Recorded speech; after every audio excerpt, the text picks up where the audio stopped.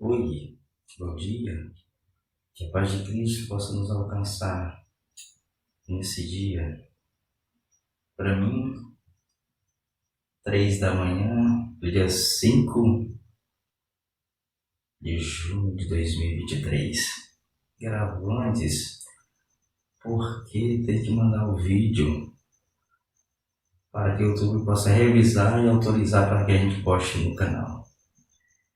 Aí você vai estar vendo dia 8, que vai ser no sábado, ou manhã, ou tarde, ou noite.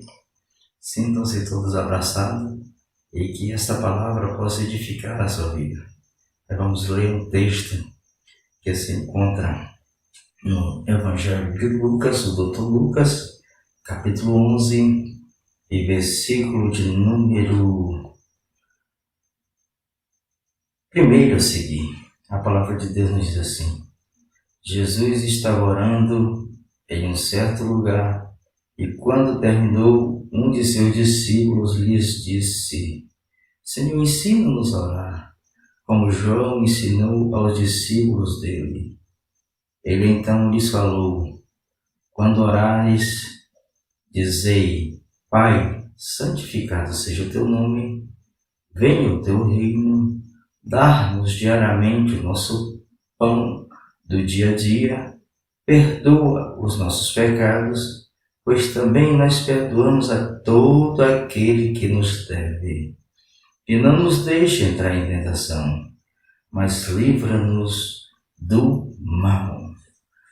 Oração dele, que essa palavra possa ter livre acesso a mim e à tua vida, e que a inspiração dela possa te alcançar, como ela alcançou a minha vida nessa madrugada.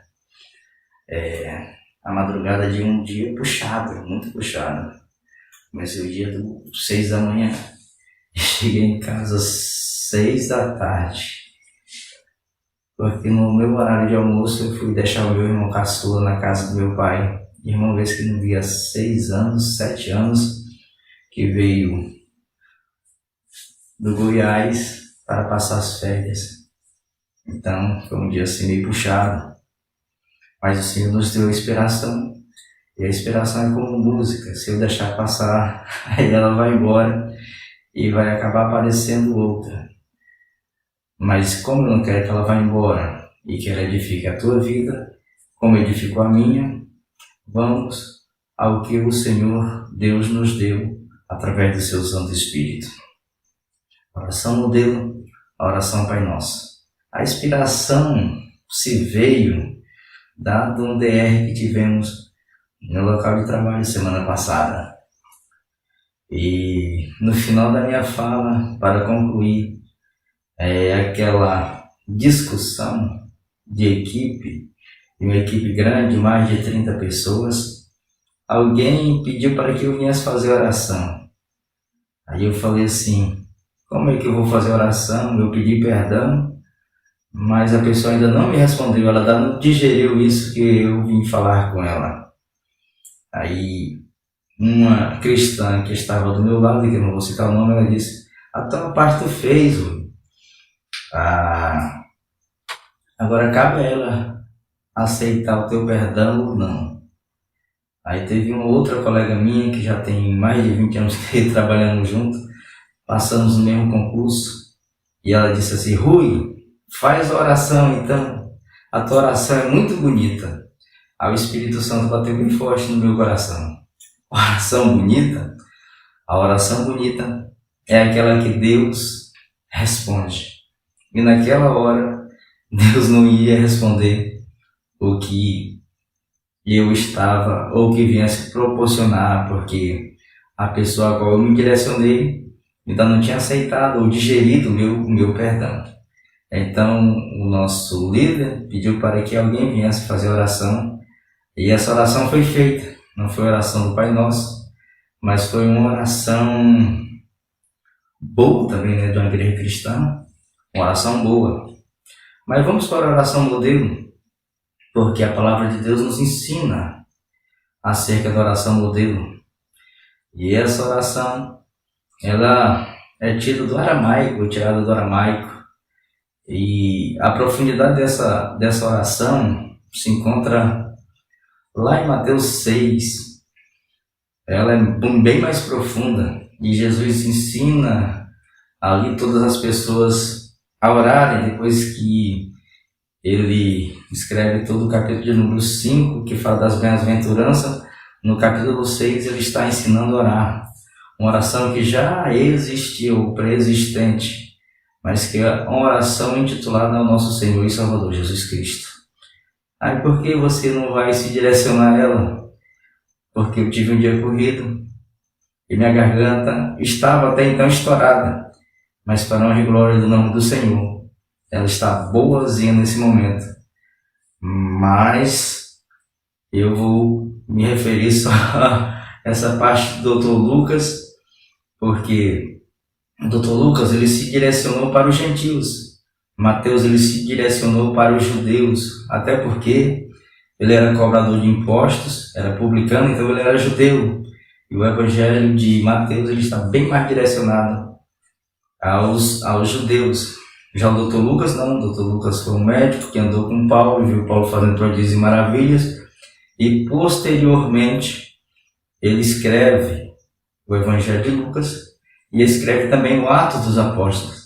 Então é bem mais direcionado aos gentios, que é eu, e eu creio que vocês todos, se tiver algum judeu, é um número bem pequeno. E também porque ela é bem mais curta e eu falo muito, você já sabe que eu falo muito, as duas últimas mensagens foi mais de hora, puxado, e eu preciso descansar um pouco, que amanhã é dia de branco, que nem diz nós aqui. Então vamos para o que é oração. Oração é um ato religioso que visa ativar uma ligação, uma conversa, um pedido, um agradecimento, uma manifestação de reconhecimento ou ainda um ato de louvor diante de um ser transcendente ou divino. Isso é oração. O que é oração? É um ato religioso que visa ativar uma ligação, uma conversa, um pedido, um agradecimento, uma manifestação de reconhecimento ou ainda um ato de louvor diante de um ser transcendente ou divino, seja ele qual for a tua crença. Um exemplo clássico disso é os primitivos que, quando nós chegamos aqui, já estavam. Eles adoram Deus Sol, né? E todos os dias se viram para Ele para estarem adorando. Esse é um ser transcendente, esse é um ser maior do que eles, e esse é um ser divino. Embora o Deus que nós conhecemos tenha uma amplitude muito maior do que o Deus a qual eles adoram, porque se Deus nos permitir, depois eu irei estar falando desses atributos divinos. E falando em divino, Deus está em todas as coisas. Deus está na planta, Deus está no animal, Deus está no vento, Deus está no sol, Deus está na lua, Deus está no dia, Deus está na noite. Mas Deus é absoluto, Ele está em todos os lugares e ao mesmo tempo olha por todos. E tem um verso cantado na Bíblia que diz que Deus anda buscando ou procurando os fiéis na terra. Então Deus também cuida dos fiéis da terra.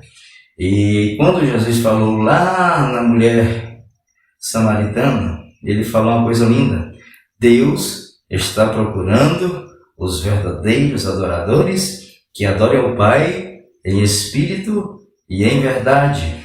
Deus está procurando os verdadeiros adoradores que adorem o Pai em espírito e em verdade. Então, essa reflexão que está no meu canal, ela é muito forte e é para a gente pensar mesmo, é para mim provocar você que gosta da placa, gosta da denominação, mas há um Deus maior do que a placa e há um Deus maior do que a denominação. E talvez, quem sabe, você está orando de forma errada E aí Jesus ensinou aquele discípulo que pede nesse texto que João, o antecedor, o arado, o último profeta, ensinara aos seus discípulos antes dele. E alguns dos discípulos de João seguiram a Jesus quando degolaram João. Quem sabe foi um desses discípulos. Então, ele aprendeu a oração, uma conjectura, a oração de João, e posteriormente ele queria aprender a oração de Jesus, a oração modelo. E nós vamos estar aprendendo com o que Jesus ensinou aquele discípulo naquela ocasião. Pai nosso, que estás no céu, santificado seja o teu nome.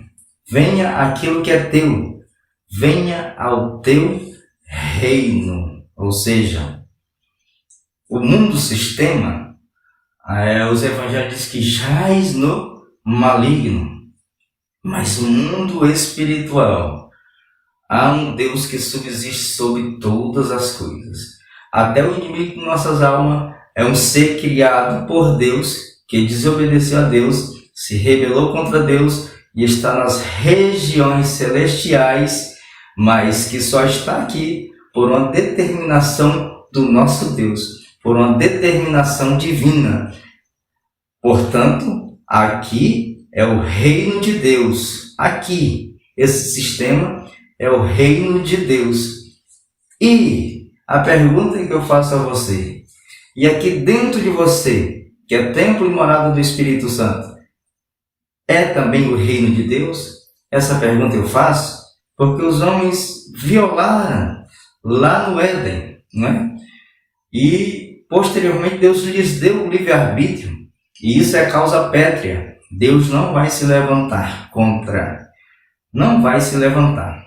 E antecipando a você, uma coisa que eu sempre falo, e hoje eu falei já sobre isso com meu pai, minha madrasta e meu irmão caçula, e a minha cunhada, dizendo que tem coisas que Deus resolve, tem coisas que eu resolvo, e tem coisas que nem Deus quer resolver. E para a conclusão dessa reflexão bíblica, eu quero finalizar nisso daí, mas agora que a mensagem está começando. Então, o reino é de Deus. O sistema, o mundo político, o sistema político, Deus não reina nele não. Porque, um exemplo, no Brasil, nós estamos numa democracia. E Deus, o sistema do reino de Deus é teocracia. O que é uma teocracia? É Deus Pai, Deus Filho e Deus Espírito Santo. Deus Pai é absoluto. Deus Filho é amor, é misericórdia, é compaixão. E Deus Espírito Santo, Ele está dentro de você. Ele habita dentro de você. Ele fala com você neste exato momento. Foi o mesmo que me despertou às 3 da madrugada, trazendo uma reflexão bíblica ao teu coração. Então, Ele está dentro de você, o Espírito Santo de Deus. Agora, cabe a você ouvir a voz dele e obedecer ou não. O bem e o mal sempre vai bater na tua porta. Cabe a você escolher. Dar-nos diariamente nosso pão do dia a dia. Dai-nos diariamente o nosso pão do dia a dia. Lembra que eu disse que isso é do aramaico, essa oração? Então, que é algo que os judeus já traziam consigo. E dever de casa, eu quero que vocês pesquisem Números 11 e vocês vão estar observando o Deus da providência, o Jeová Jiré, o Deus da provisão. Porque também tem o Jeová Rafá, o Deus que cura, o Deus ao qual eu pedi para ungir a minha garganta para que eu possa estar falando com você e ela não venha estar arranhando. E para a misericórdia e glória do nome dele, ela não está arranhando como estava antes. E nem está doendo como estava antes. Esse é o Jeová Rafá, o Deus que sara. E viu graça em mim e fez com que eu me direcionasse a você nesta madrugada. Minha esposa brigando porque tem um cuidado especial para comigo, queria que eu viesse descansar. Eu gabelei ela, botei ela para dormir e estou aqui falando com você, porque eu creio verdadeiramente que esta palavra vai estar edificando a sua vida, como edifica a minha também, porque ela é uma espada de 2 gumes. Louvado seja Deus. E lá, resumindo, Deus mandava maná todos os dias. O pão nosso de cada dia Deus mandava todos os dias. Quando? No entardecer, no orvalho da noite, junto com o orvalho da noite, Deus mandava o maná. O que é o maná? Uma semente de coentro, uma semente de bidélio. Mas chegou um determinado dia que o povo lembrou do Egito, lembrou das coisas do Egito, do coentro, do alho poró, da cebola, dos temperos do Egito, e aí quer se levantar contra Deus. E aí Moisés sente o peso dessa responsabilidade, porque ser pastor não é fácil. Eu dizia para minha madrasta, e dizia aqui quando cheguei em casa do trabalho 6 horas, 5 e pouquinho, que o ser pastor é a única pessoa que vai dar conta de cada alma diante do Senhor quando chegar lá no céu. Porque em 1 Coríntios 5 vai ter o julgamento de obras e o coitado do pastor vai dar conta de cada alma que Deus colocou na mão dele diante do Senhor nosso Deus. E Moisés sente ali o peso dessa responsabilidade de ser pastor, que não é fácil. Já tive o privilégio de ser por 5 anos. É maravilhoso, mas nunca foi fácil ser pastor e nem nunca será, porque o pastor é um porta-voz divino, é um ser a qual traz a mensagem de Deus para o povo e ao mesmo tempo ele tem que ouvir o povo e levar a mensagem do povo para Deus. Então não é fácil. Outra tarefa de casa. De onde veio a vocação ministerial ou a vocação pastoral? Veio da nação de Israel ou veio de Jetro sobre Moisés? No caso específico de Moisés, pesquisem, depois coloquem nos comentários e vamos concordar ou discordar, porque aí, nesse tipo de DR, há uma evolução, um crescimento espiritual, e eu quero responder você com todo o carinho possível, porque eu fico a semana toda na expectativa de que aumente mais um membro, de que esteja um comentário, de que aumente mais uma visualização. Não é para vaidade minha, mas é para a honra e glória do nome do Senhor. E desde 2015 o Senhor colocou no coração da minha esposa estarmos fazendo este canal para estar divulgando o reino, quando nós já estávamos trabalhando no reino. E eu nunca postei uma mensagem que eu ministrei em nenhuma igreja, e nunca vou postar, porque a mensagem que Deus me der na igreja, numa determinada igreja, é para lá. Agora a mensagem que Deus me der, como me deu essa madrugada, é para você, para que Deus venha edificar a sua vida, como edificou a minha vida. Eu tenho recebido até crítica com relação a isso. Mas o teu canal é muito mórbido, o teu canal não tem movimento, o teu canal é isso, aquilo, outro. Pode não ter, pode não ser mórbido, pode não ter engajamento, mas uma coisa eu tenho certeza, o Espírito Santo de Deus fala aqui. E enquanto ele estiver falando aqui, eu vou estar transmitindo a você. Tanto é que eu passei mais de ano sem postar nada, porque o Espírito Santo de Deus não estava falando aqui. Agora, quando o Espírito Santo de Deus falar aqui, e essa palavra descer ao meu coração e me edificar, eu vou trazer esta palavra a você, para que Deus possa estar edificando a você, edificando a sua família, edificando as pessoas que o cercam. Então, vamos comentar, vamos divulgar. E se você gostou, se inscreva. Não precisa notificar o sininho não, é só uma vez por semana. Mas se Deus tocar no teu coração para que você possa se inscrever, se inscreva, porque isso é de Deus. Porque nenhuma boa dádiva é humana, mas de Deus, do Pai das luzes, Então se inscreva no canal Rui Veras e vai produzir em mim mais fé para que eu possa continuar nessa jornada, que é uma jornada árdua, não é uma jornada fácil, mas é uma jornada muito gratificante mesmo. Louvado seja Deus. E Moisés vai falar com Deus, porque uma das coisas que eu mais sinto saudade de estar com o cajado na mão é Deus falar com você face a face. É Deus falar com você pessoalmente. Mas você não tem mensagem nenhuma, só no púlpito, e Deus te dá a mensagem. E você leva a mensagem para o povo, e o povo sai ali alimentado. No meu caso era só maná mesmo. Maná é algo básico, é o nosso arroz e feijão. Mas vá você viver sem arroz e feijão. Hoje eu não almocei arroz. Aí eu fui jantar assim, mas não vou dizer o horário da minha janta. E quando eu cheguei em casa também não comi arroz. E quando eu cheguei em casa já estava morrendo de saudade de comer arroz. E eu tive que comer arroz.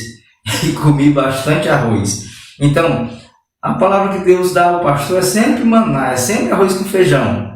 Mas é o necessário para a sobrevivência daquele rebanho. Porque Jeremias bem disse que Deus não deu igreja para pastor, mas deu pastor para a igreja. Eu nem sei por que estou falando sobre pastor.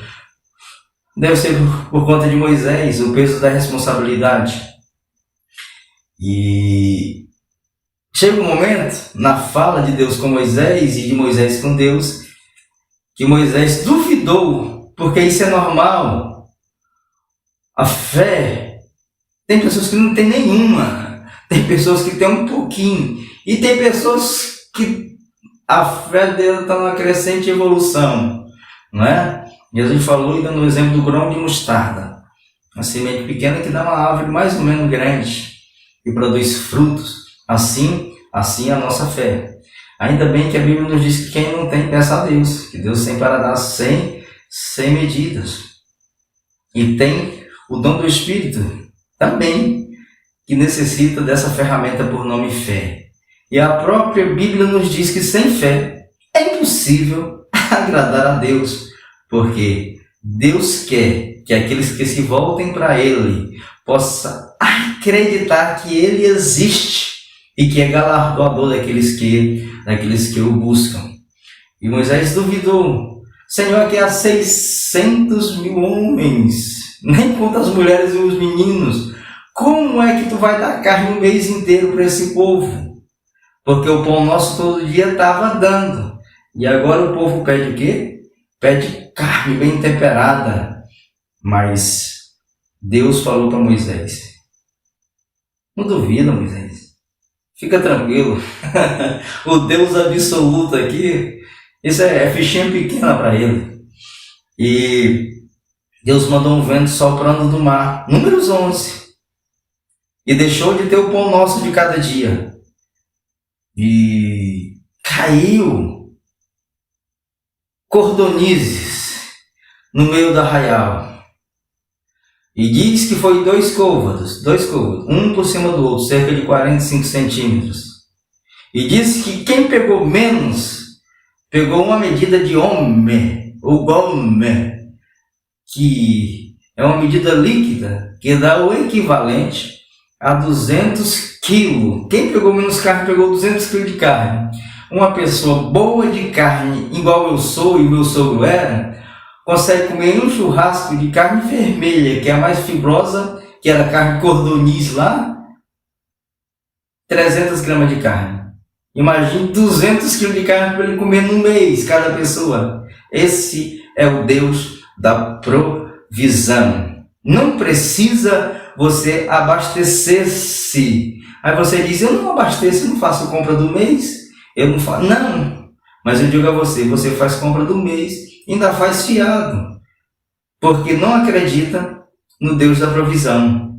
Então, esse exemplo na minha família, o meu sogro tinha o hábito de comprar tudo de fardo. Aí meu cunhado pega e compra tudo de fardo. O meu pai era plantador de melancia. Hoje ele continua do mesmo jeito, com 76 anos de idade, não para. Eu lembro que ele fazia compra para o ano Era o ano inteiro. E era um cômodo do tamanho desse cômodo que eu estou gravando a você, e não cabiam os mantimentos. Mas quando chegava no final do ano, acontecia como aconteceu com as cordonizes. Produto vencia, produto perdia o sabor, porque o meu pai estava deixando de acreditar no Deus da provisão, o Deus do pão nosso de cada dia. Aí isso acontecia. Ele tinha prejuízo. Foi o que aconteceu com a nação de Israel, quando ele deixou de saborear a sementinha de coentro, que era o necessário para a sobrevivência dele, que quando jogavam na boca, tinha uma aparência necas, muito feia, uma semente de coentro, que é uma semente de coentro não é muito bonita, e é menor ainda, uma semente de vidélio, mas quando jogavam na boca, o nome já diz, maná. E se fosse alguém espiritual, quando ele jogasse na boca, ele se lembrava da cebola do Egito? Não lembrava não. Que a Bíblia não nos deixa. Quando você vê alguém lembrar do passado dele, do passado de pecadeira, é porque ele precisa se converter. Quando eu falo assim, lembrar com alegria, lembrar com prazer. Agora, lembrar com quebrantamento e saber de onde veio, para saber onde vai, é algo diferente. Mas Deus vai fazer essa pessoa se lembrar de algo mais saboroso. Lá, nessa Bíblia que eu li, que é uma Bíblia batista e é tradicional, diz que o sabor dela parecia com óleo de oliva. Eu, particularmente, não sei o sabor do óleo de oliva. Dado a minha cultura rudimentar, você sabe o sabor que tem o óleo de oliva? Se tem, poste nos comentários aí também, fale alguma coisa. E vamos fazer com que o reino de Deus venha ser espalhado aqui na terra. Porque